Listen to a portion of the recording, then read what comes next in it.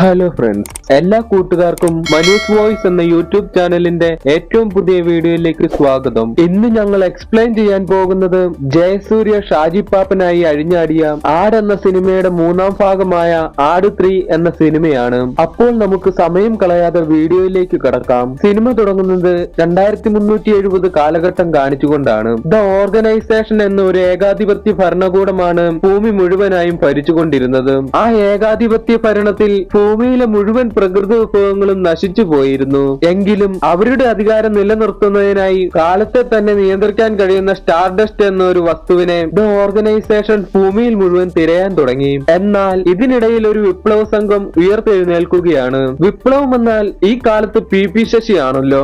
P ശശിയുടെ പുതിയ അവതാരമായ ബാബയായിരുന്നു ആ വിപ്ലവ സംഘത്തിന്റെ നേതാവും. ദ ഓർഗനൈസേഷൻ സ്റ്റാർഡസ്റ്റ് കണ്ടെത്തിയാൽ വലിയ വിപത്തുകൾ സംഭവിക്കുമെന്നറിയാവുന്ന ബാബയും സംഘവും അത് തടയുന്നതിനായി ഭൂതകാലത്തിൽ ചില മാറ്റങ്ങൾ വരുത്താൻ തീരുമാനിക്കുകയാണ്. അതേസമയം സീൻ കട്ടായി പ്രസന്റ് കാണിക്കുകയാണ്. ഇവിടെ ഷാജി പാപ്പന്റെ പിള്ളേർ തങ്ങൾക്ക് കഴിഞ്ഞ ഭാഗത്തിൽ കിട്ടിയ ഡോളർ എക്സ്ചേഞ്ച് ചെയ്ത് ഇന്ത്യൻ മണി ആക്കുന്നതിനായി അമേരിക്കയിലേക്ക് പോകാൻ തയ്യാറെടുപ്പുകൾ നടത്തിക്കൊണ്ടിരിക്കുകയാണ്. അതിനായി അവർ പാസ്പോർട്ടിനെല്ലാം അപേക്ഷ വെച്ചിട്ടുണ്ടായിരുന്നു. എന്നാൽ ക്യാപ്റ്റൻ ക്ലീറ്റസിന് മാത്രം അമേരിക്കയിലേക്ക് പോകാൻ കഴിയുമായിരുന്നില്ല. കാരണം ക്ലീറ്റസ് 10ാം ക്ലാസ് പഠിക്കാത്തതിനാൽ തന്നെ പാസ്പോർട്ട് എടുക്കാൻ കഴിയുമായിരുന്നില്ല. അപ്പോഴാണ് ഒരു മാലാഖയെ പോലെ വന്ന് ഷാജി പാപ്പന്റെ അനന്തരവൾ റേച്ചൽ ക്യാപ്റ്റൻ ക്ലീറ്റസിനോട് പറയുന്നത്, അടുത്ത ദിവസം അമേരിക്കൻ പ്രസിഡന്റായ ഡൊണാൾഡ് ട്രംപ് തമിഴ്നാട്ടിലുള്ള കോയമ്പത്തൂരിലേക്ക് വരുന്നുണ്ടെന്നും അദ്ദേഹത്തിനെ പോയി കണ്ടാൽ അമേരിക്കയിലേക്ക് പോകാതെ തന്നെ ഈ ഡോളർ ഇന്ത്യൻ മണിയാക്കി മാറ്റാമെന്നും. അതറിഞ്ഞ ക്ലീറ്റസ് ഒരു കത്തും എഴുതി വെച്ച് ആ ഡോളറും എടുത്ത് ട്രംപിനെ കാണാനായി കോയമ്പത്തൂരിലേക്ക് പോവുകയാണ്. എന്നാൽ അവിടെ വെച്ച് ക്ലീറ്റസിനെ പോലീസുകാർ അറസ്റ്റ് ചെയ്യുകയും ചെയ്തു. ഇപ്പോഴാണ് ഒരു സത്യം മനസ്സിലാകുന്നത്. അതായത് അവരുടെ കയ്യിലുണ്ടായിരുന്ന ആ ഡോളർ ഫേക്ക് ആണെന്ന്. ക്ലീറ്റസ് തമിഴ്നാട് പോലീസിന്റെ കയ്യിലായെന്നറിഞ്ഞ പാപ്പനും പിള്ളേരും തമിഴ്നാട് പോലീസിന്റെ കയ്യിൽ നിന്നും ക്ലീറ്റസിനെ രക്ഷിച്ചുകൊണ്ട് തിരികെ പോവുകയാണ്. തിരികെ പോകുന്ന വഴിയിൽ ആകാശത്തു നിന്നും ധാരാളം അമ്പുകൾ വരുന്നതായി ഷാജി പാപ്പന് തോന്നുകയാണ്. അത് കണ്ട ഷാജി പാപ്പനാണെങ്കിൽ താൻ ഓടിച്ചുകൊണ്ടിരുന്ന ബുള്ളറ്റ് വെട്ടിച്ചു ഓടിക്കുകയും അവസാനം അവിടെ തന്നെ മറിഞ്ഞടിച്ച് വീഴുകയും ചെയ്തു. അതോടൊപ്പം ഷാജി പാപ്പന് കുതിരപ്പുറത്തിരുന്ന ആരോ വാളെടുത്ത് യുദ്ധം ചെയ്യുന്നതായൊക്കെ തോന്നുന്നുമുണ്ട്. അതേസമയം അവരുടെ പുറകെ വന്നുകൊണ്ടിരുന്ന തമിഴ്നാട് പോലീസ് ക്യാപ്റ്റൻ ക്ലീറ്റസിനെയും ഷാജി പാപ്പനെയും പിടികൂടി കോടതിയിൽ ഹാജരാക്കുകയും ചെയ്തു. എന്നാൽ തമിഴ്നാട് കോടതിയുടെ അന്വേഷണത്തിൽ ഷാജി പാപ്പനെയും പിള്ളേരെയും കേരളത്തിൽ നിന്ന് തന്നെ എഴുതി തള്ളിയിരിക്കുന്ന ആൾക്കാരാണെന്ന് മനസ്സിലായതിനാൽ അവരെ വെറുതെ വിടുകയാണ്. അതേസമയം സീൻ കട്ടായി 100 പേര് എതിർത്തു വന്നാലും അവരെയെല്ലാം ഒറ്റയ്ക്ക് നിന്ന് പൊരുതി തോൽപ്പിക്കാൻ കഴിവുള്ള ഹൈറേഞ്ചിന്റെ സ്വന്തം ഡോൺ സാത്താൻ സേവ്യറിനെ കാണിക്കുകയാണ്. സാത്താൻ സേവ്യർ ഇപ്പോൾ പണ്ടത്തെ പോലെ ഡോൺ ഒന്നും ആയിരുന്നില്ല. ഒരു വലിയ കമ്പിളിയൊക്കെ പുറത്ത് എന്തോ കളഞ്ഞുപോയ അണ്ണാനെ പോലെ ഇരിക്കുകയാണ് സാത്താൻ സേവ്യർ. എങ്കിലും സാത്താന്റെ കൂടെ ഇപ്പോഴും കഞ്ചാവ് സോമനും ബാറ്ററി സൈമനും ഉണ്ടായിരുന്നു. സാത്താൻ സേവ്യർ ഇപ്പോൾ ഇങ്ങനെയാകാൻ കാരണം നോട്ട് നിരോധനമെല്ലാം വന്ന് തന്റെ സ്വത്തെല്ലാം തകർന്നു പോയതിനാലാണ്. അപ്പോഴാണ് സാത്താൻ സേവ്യറിനെ കാണാനായി സാത്താൻ സേവ്യറിന്റെ കസിൻ മൈക്കിൾ വരുന്നത്. മൈക്കിൾ സാത്താനെ കാണാൻ വന്നിരിക്കുന്നത് സാത്താൻ ഇപ്പോൾ അന്വേഷിച്ചുകൊണ്ടിരിക്കുന്ന ഒരു സാധനത്തിന്റെ ഡീറ്റെയിൽസ് തിരുവനന്തപുരത്തെ സംസ്ഥാന പുരാവസ്തു വകുപ്പിലുള്ള ഒരു ഗ്രന്ഥത്തിൽ നിന്നും കിട്ടിയത് കൊടുക്കുന്നതിന് വേണ്ടിയായിരുന്നു. ആ പേപ്പറിൽ ഉണ്ടായിരുന്നത് 1790 കാലഘട്ടത്തിൽ ഹൈറേഞ്ചിൽ നിർമ്മിച്ച നാഗത്താൻ പാലം എന്നൊരു പാലത്തിനെ കുറിച്ചുള്ളതായിരുന്നു. അത് കണ്ട് സാത്താൻ സേവ്യറിന് വളരെയധികം സന്തോഷമായി. അതെ, താൻ ഇത്രയും നാളും തേടിക്കൊണ്ടിരുന്നത് സാത്താൻ സേവ്യറിന് ഇപ്പോൾ കിട്ടിയിരിക്കുകയാണ്. അങ്ങനെ സേവ്യർ ഇപ്പോൾ വീണ്ടും പഴയ സാത്താൻ സേവ്യർ ആയി മാറിയിരിക്കുകയാണ്. അതേസമയം സീൻ കട്ടായി നാഗത്താൻ പാലം പണി കഴിപ്പിച്ച 1790 കാലഘട്ടം കാണിക്കുകയാണ്. അതായത് ഷാജി പാപ്പന്റെ കാലഘട്ടത്തിൽ താമസിക്കുന്ന ആളുകളുടെ മുൻ ജന്മങ്ങൾ തന്നെയായിരുന്നു 1790 കാലഘട്ടത്തിലും ഉണ്ടായിരുന്നത്. അന്നത്തെ രാജാവായിരുന്ന പത്മനാഭൻ രാജാവും ബ്രിട്ടീഷ് ഈസ്റ്റ് ഇന്ത്യ കമ്പനിയും ചേർന്നാണ് നാഗത്താൻ പാലം പണി കഴിപ്പിച്ചതും. ഈ നാഗത്താൻ പാലം പണി കഴിപ്പിച്ച എഞ്ചിനീയർ വറീദ് മാപ്പിള നമ്മുടെ ഇപ്പോഴത്തെ സർബത്ത് ഷമീർ ആയിരുന്നു. ഷമീറിന്റെ കൂടെ ഇപ്പോഴുള്ള അതേ കോൺസ്റ്റബിൾമാർ തന്നെയായിരുന്നു പാലം പണിതുകൊണ്ടിരുന്ന മേസ്തിരിമാർ. ഈസ്റ്റ് ഇന്ത്യ കമ്പനിയിൽ നിന്നും പാലം പണിയുടെ മേൽനോട്ടം നടത്തിയിരുന്നത് ജില്ലാ മജിസ്ട്രേറ്റ് വാൾട്ടർ ജോസഫ് ആയിരുന്നു. ഈ വാൾട്ടർ ജോസഫ് സാത്താൻ സേവ്യറിന്റെ മുൻജന്മമായിരുന്നു. പാലം പണി ഇപ്പോൾ അതിന്റെ അവസാന ഘട്ടത്തിലായിരുന്നു. പാലം പണിയാനുള്ള ഈസ്റ്റ് ഇന്ത്യ കമ്പനിയുടെ അവസാന ഗഡു ജില്ലാ മജിസ്ട്രേറ്റ് വാൾട്ടർ ജോസഫ് എത്തിച്ചിരുന്നു. എന്നാൽ പത്മനാഭ രാജാവിന്റെ വിഹിതം ഇതുവരെ എത്തിയിരുന്നില്ല. അതിനു കാരണം രാജാവിന് വേണ്ടി വ്യാപാരികളുടെ കയ്യിൽ നിന്നും കപ്പം പിരിക്കാൻ പോയ രാജാവിന്റെ കാര്യസ്ഥൻ നാരായണൻ നായരെ വ്യാപാരികളുടെ നേതാവ് വലിയ കേളു കപ്പം തരാൻ പറ്റില്ല എന്നും പറഞ്ഞ് തല്ലിയതായിരുന്നു. കേസുകളായിരുന്നു. അതിന്റെ വിചാരണ ഇപ്പോൾ രാജാവിന്റെ മുമ്പിൽ നടക്കുകയാണ്. ഇതിൽ രാജാവിന്റെ കാര്യസ്ഥൻ നാരായണൻ നായർ ക്യാപ്റ്റൻ ക്ലീറ്റസിന്റെ മുൻജന്മമായിരുന്നു. പിന്നെ വ്യാപാരികളുടെ നേതാവ് ആരാണെന്ന് പ്രത്യേകം പറയേണ്ടതില്ലല്ലോ. കാലഘട്ടം ഏതാണെങ്കിലും നേതാവെന്നാൽ അത് നമ്മുടെ വിപ്ലവ സിംഹം പി ശശി ആയിരിക്കും. പി ശശിയുടെ മുൻജന്മമായിരുന്നു വ്യാപാരികളുടെ നേതാവായ വലിയ കേളു. അങ്ങനെ ആ പ്രശ്നം പരിഹരിക്കാനായി പത്മനാഭ രാജാവും എത്തി. പത്മനാഭ രാജാവ് എന്നത് നമ്മുടെ ഷാജിപ്പാപ്പന്റെ മുൻജന്മമായിരുന്നു. ആകെ മൊത്തം ക്ഷയിച്ചു തുടങ്ങിയ ഒരു കൊട്ടാരമായിരുന്നു പത്മനാഭന്റെ കൊട്ടാരം. അതിനാൽ തന്നെ ജനങ്ങൾക്കെല്ലാം പത്മനാഭ രാജാവിനെ പേടിയില്ലാതായി മാറാൻ തുടങ്ങിയിരുന്നു. തന്റെ കാര്യസ്ഥൻ നാരായണൻ നായരെ തല്ലിയ വ്യാപാരികളുടെ നേതാവ് വലിയ കേളുവിന്റെ തല കൊയ്യാനായി ഉറുമിയും എടുത്ത് ചാടിയ പത്മനാഭ രാജാവിന്റെ നടുവിലേക്ക് തന്റെ തന്നെ കയ്യിലുണ്ടായിരുന്ന ഉറുമി തട്ടി ഉത്തരത്തിലുണ്ടായിരുന്ന ഒരു വലിയ പെട്ടി വന്ന് വീഴുകയാണ്. അങ്ങനെ കൊട്ടാരൻ വൈദ്യം വന്ന് രാജാവിന്റെ തിരുനടു നോക്കിയെങ്കിലും ഇത് തന്നെ കൊണ്ട് കൂട്ടിയാൽ കൂടില്ല എന്ന് പറയുന്നു. അതിനാൽ രാജാവിന്റെ സാരഥി കോരൻ വലിയ വൈദ്യനായ കൈമൾ വൈദ്യനെ കൂട്ടിക്കൊണ്ടുവരാനായി പോവുകയും ചെയ്തു. രാജാവിന്റെ സാരഥി എന്നത് ഷാജിപ്പാപ്പന്റെ പഴയ ഡ്രൈവർ പൊന്നപ്പന്റെ മുൻജന്മമായിരുന്നു. അപ്പോൾ പിന്നെ രാജാവിന്റെ ഭാര്യ ആരായിരിക്കുമെന്ന് പ്രത്യേകം പറയേണ്ടതില്ലല്ലോ. ഡ്രൈവർ പൊന്നപ്പന്റെ കൂടെ പണ്ട് ഒളിച്ചോടിപ്പോയ മേരിയുടെ മുൻജന്മം തന്നെയായിരുന്നു പത്മനാഭ രാജാവിന്റെ ഭാര്യ രോഹിണി. രാജാവിന് ഒരു പ്രശ്നം വന്നാൽ ആദ്യം ഓടിയെത്തുക പടത്തലവനായിരിക്കുമല്ലോ. അങ്ങനെ രാജാവിന് വേണ്ടി വ്യാപാരികളുടെ കയ്യിൽ നിന്നും കപ്പം പിരിക്കാനായി പടത്തലവൻ കുറുപ്പ് വരികയാണ്. പടത്തലവൻ കുറുപ്പ് എന്നത് അറക്കൽ അബുവിന്റെ മുൻജന്മമായിരുന്നു. കുറുപ്പിന്റെ കൂടെ സഹായത്തിനായി ലോലനും കൃഷ്ണനും ഉണ്ടായിരുന്നു. എന്നാൽ കൂനിന്മേൽ കുരു എന്ന് പറയുന്നത് പോലെ വ്യാപാരികളുടെ പ്രശ്നത്തെക്കാൾ വലിയൊരു പ്രശ്നം പത്മനാഭ രാജാവിനെ തേടി വരുന്നുണ്ടായിരുന്നു. അത് വേറെ ഒന്നുമല്ല, ടിപ്പു സുൽത്താന്റെ പടനായകൻ അസം ഖാൻ എല്ലാ നാട്ടുരാജ്യങ്ങളും കീഴടക്കി തന്റെ സൈന്യവുമായി പത്മനാഭ രാജാവിന്റെ നാട്ടുരാജ്യം കീഴടക്കാനായി വന്നുകൊണ്ടിരിക്കുകയായിരുന്നു. അസം ഖാൻ എന്നത് ഡ്യൂഡിന്റെ മുൻജന്മമായിരുന്നു. അതേസമയം സീൻ കട്ടായി പ്രസന്റ് കാലഘട്ടത്തിലുള്ള പി ശശിയെ കാണിക്കുകയാണ്. പി ശശിയെ കാണുന്നതിനായി സാത്താൻ സേവ്യർ വന്നിട്ടുണ്ടായിരുന്നു. സാത്താൻ സേവ്യർ തന്റെ ഒരു ആവശ്യം പി ശശിയോട് പറഞ്ഞിട്ട് ഇത് നടത്തി തന്നാൽ പ്രതിഫലമായി ധാരാളം പണം തരാമെന്നും പറയുന്നു. കൈക്കൂലി വാങ്ങില്ലാത്ത പി ശശിയോ ഹൈറേഞ്ച് വികസന ഫണ്ടായി അത് ഉപയോഗിക്കാമെന്ന് പറഞ്ഞപ്പോൾ സാത്താൻ സേവ്യറിന്റെ ആവശ്യം സാധിച്ചു തരാമെന്ന് സമ്മതിക്കുന്നു. അതേസമയം സീൻ കട്ടായി അടുത്ത സീനിൽ ഷാജിപ്പാപ്പന്റെ അമ്മ മറിയാമ്മ ഷാജിപ്പാപ്പനെ കാണാൻ വന്നതായി കാണിക്കുന്നു. മറിയാമ്മയുടെ കൂടെ ഷാജിപ്പാപ്പന്റെ അയൽപക്കത്തുള്ള സ്റ്റെല്ലയും ഉണ്ടായിരുന്നു. അതായത് ഷാജിപ്പാപ്പൻ ലൈൻ അടിച്ചുകൊണ്ടിരുന്ന സ്റ്റെല്ല ഇപ്പോൾ ഷാജിപ്പാപ്പനെ കാണാൻ വന്നിരിക്കുന്നത് തന്റെ അച്ഛൻ ഈരാറ്റുപേട്ടയിലുള്ള ഒരു പയ്യനുമായി തന്റെ കല്യാണം ഉറപ്പിച്ചെന്നും താൻ അതിന് സമ്മതം പറഞ്ഞെന്നും പറയാനായിരുന്നു. അത് കേട്ട് ഷാജിപ്പാപ്പന് വളരെയധികം സങ്കടമാവുകയും ഒപ്പം തന്റെ അമ്മയെ കെട്ടിപ്പിടിച്ച് കരയുകയും ചെയ്യുന്നു. ഷാജിപ്പാപ്പന്റെ അമ്മ ഒരു തരത്തിൽ പാപ്പനെ സമാധാനിപ്പിച്ച് സ്റ്റെല്ലയുമായി അവിടെ നിന്നും തിരികെ പോകാൻ തുടങ്ങുമ്പോഴാണ് ആ സത്യം മനസ്സിലാക്കുന്നത്. അതായത് ഷാജിപ്പാപ്പൻ തന്നെ കെട്ടിപ്പിടിച്ചത് സ്റ്റെല്ല പോകുന്നതിന്റെ സങ്കടത്തിലായിരുന്നില്ല, തന്റെ കഴുത്തിലുള്ള മാല തട്ടിയെടുക്കുന്നതിന് വേണ്ടിയായിരുന്നു. അങ്ങനെ ഷാജിപ്പാപ്പന്റെ അമ്മ പാപ്പനെ തൊണ്ടിമുതലോട് കൂടി തന്നെ പിടികൂടുകയും ചെയ്തു.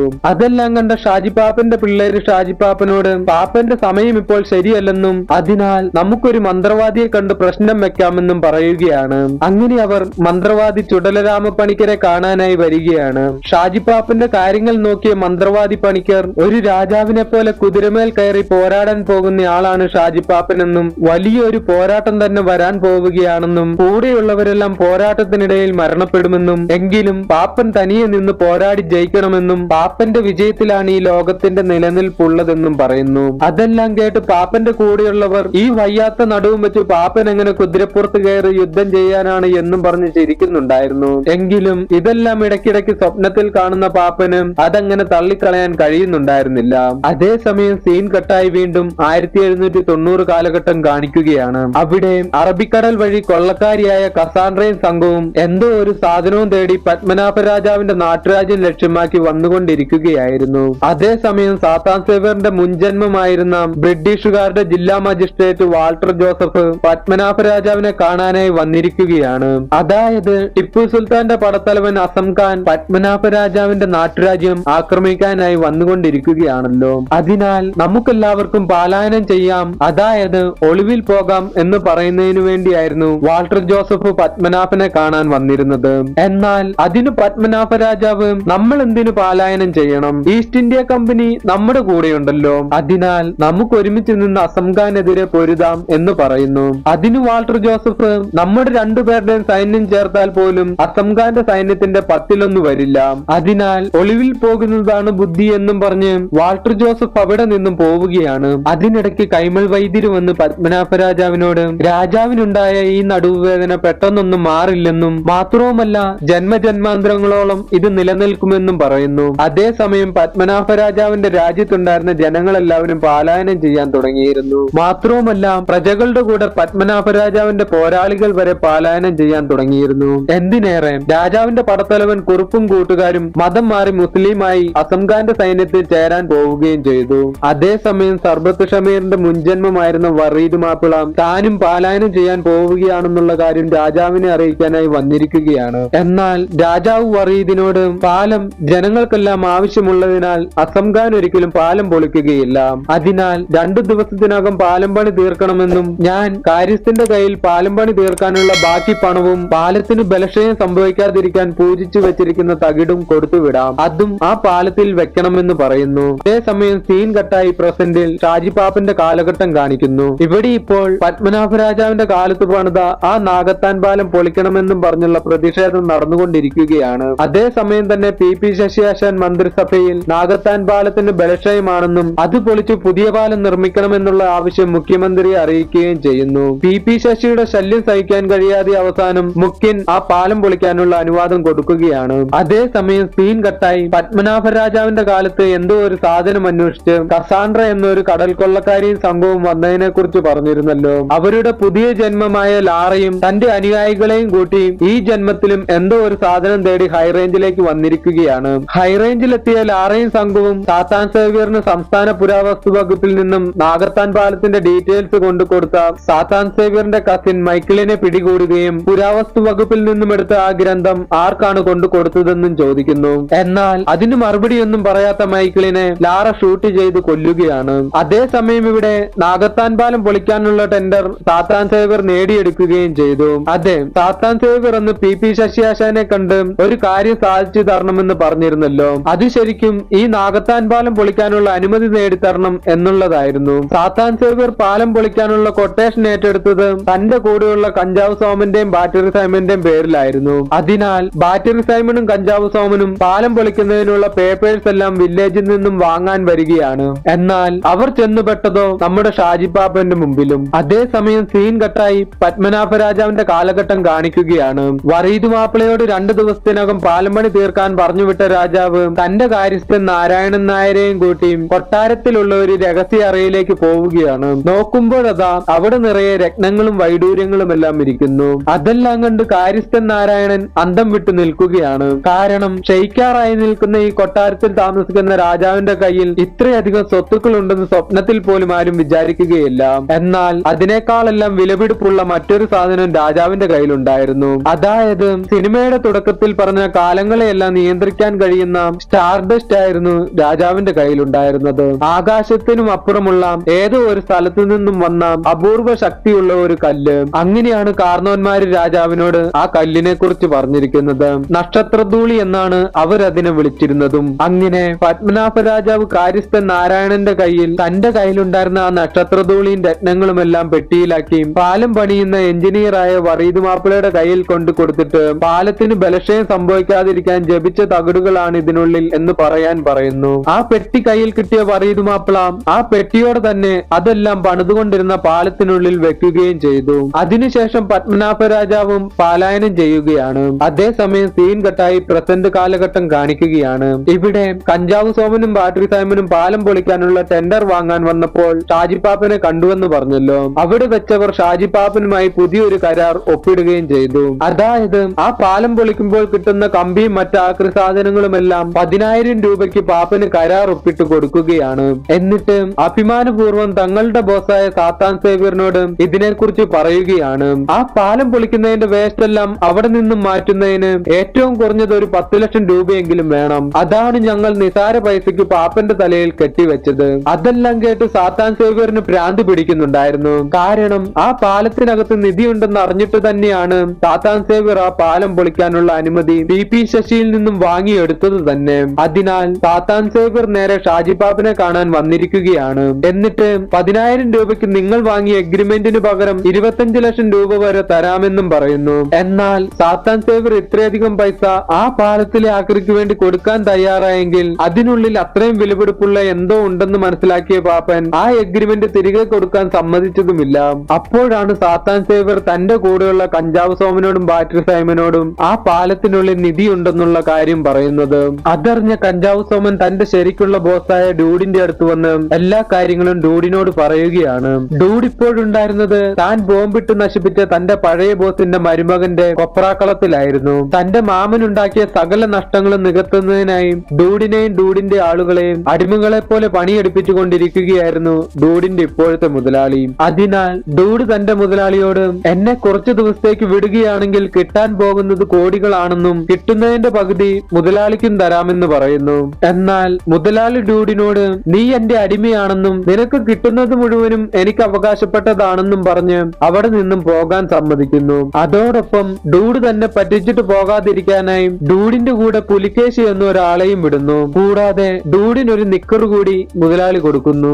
അത് വെറും ഒരു നിക്കർ ആയിരുന്നില്ല. മുതലാളിയെ ചീറ്റ് ചെയ്യാൻ ശ്രമിച്ചാൽ ആ നിക്കറിൽ നിന്നും കരണ്ട് അടിപ്പിക്കാൻ കഴിയുമായിരുന്നു. ആ നിക്കറിന്റെ റിമോട്ടും മുതലാളിയുടെ ആളായ പുലിക്കേശിയുടെ കയ്യിലുണ്ടായിരുന്നു. അങ്ങനെ ഡൂഡും കളത്തിലേക്ക് ഇറങ്ങിയിരിക്കുകയാണ്. അതേസമയം സീൻ കട്ടായി പഴയ കാലഘട്ടം കാണിക്കുകയാണ്. ടിപ്പു സുൽത്താന്റെ പടനായകൻ അസം ഖാനെ പേടിച്ച് പലായനം ചെയ്ത ഈസ്റ്റ് ഇന്ത്യ കമ്പനിയുടെ ജില്ലാ മജിസ്ട്രേറ്റ് വാൾട്ടർ ജോസഫിന്റെ അടുത്തേക്ക് ഇപ്പോൾ കൊള്ളക്കാരിയായ കസാൻഡ്ര വന്നിരിക്കുകയാണ്. കസാൻഡ്ര വന്നത് പത്മനാഭ രാജാവിനെ കുറിച്ച് അന്വേഷിക്കാനായിരുന്നു. ആദ്യം വാൾട്ടർ പത്മനാഭനെ കുറിച്ച് പറഞ്ഞില്ല എങ്കിലും കസാൻഡ്രയുടെ കയ്യിൽ നിന്നും 2 കിട്ടിയതും തത്ത പറയുന്നത് പോലെ പത്മനാഭനെ കുറിച്ചുള്ള സകല കാര്യങ്ങളും പറഞ്ഞു കൊടുക്കുകയും ചെയ്തു. അങ്ങനെ കസാൻഡ്രയും സംഘവും പത്മനാഭ രാജാവിന്റെ കൊട്ടാരത്തിലെത്തി. അവിടെയെല്ലാം തേടി നോക്കിയെങ്കിലും പത്മനാഭനെ കണ്ടെത്താൻ കഴിഞ്ഞതുമില്ല. കാരണം പത്മനാഭൻ നേരത്തെ തന്നെ അസം ഖാനെ പേടിച്ച് പലായനം ചെയ്തിരുന്നു. അങ്ങനെ കാടിന് നടുക്കെത്തിയ പത്മനാഭൻ തന്റെ ഭാര്യയായ രോഹിണിയെയും ബാക്കിയുള്ളവരെയും മറ്റൊരു ഭാഗത്തേക്ക് പറഞ്ഞു വിടുകയാണ്.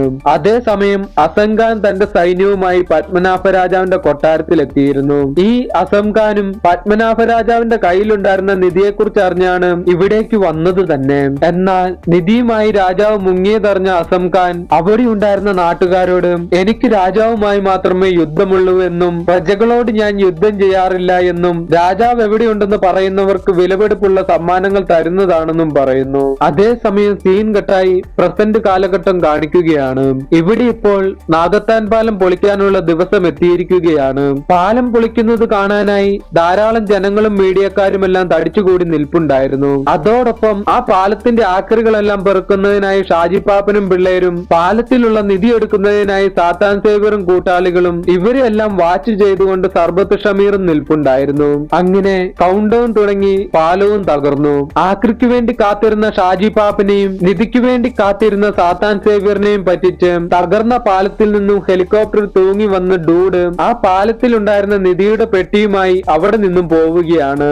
എന്നാൽ പെട്ടിയുമായി ഹെലികോപ്റ്ററിൽ കടന്നു കളയാൻ ശ്രമിച്ച ഡൂഡിനെ ഷാജി പാപ്പന്റെ ചേട്ടൻ തോമസ് പാപ്പൻ വെടിവെച്ച് പുഴയിലേക്ക് വീഴ്ത്തുകയും ഒപ്പം ഡൂഡിന്റെ കയ്യിൽ നിന്നും ആ പെട്ടി കൈക്കലാക്കുകയും ചെയ്തു. അതേസമയം ഷാജി പാപ്പനും ബോട്ടിൽ ഡൂഡിന്റെ അടുത്ത് എത്തിയിരുന്നു. എന്നാൽ അവരെല്ലാം വാച്ച് ചെയ്തുകൊണ്ട് പുഴക്കരയിൽ പഴയ കാലഘട്ടത്തിലെ കടൽ കൊള്ളക്കാരിയായ കസാൻഡ്രയുടെ പുതിയ ജന്മമായ ലാറയും കൂട്ടാളികളും നിൽപ്പുണ്ടായിരുന്നു.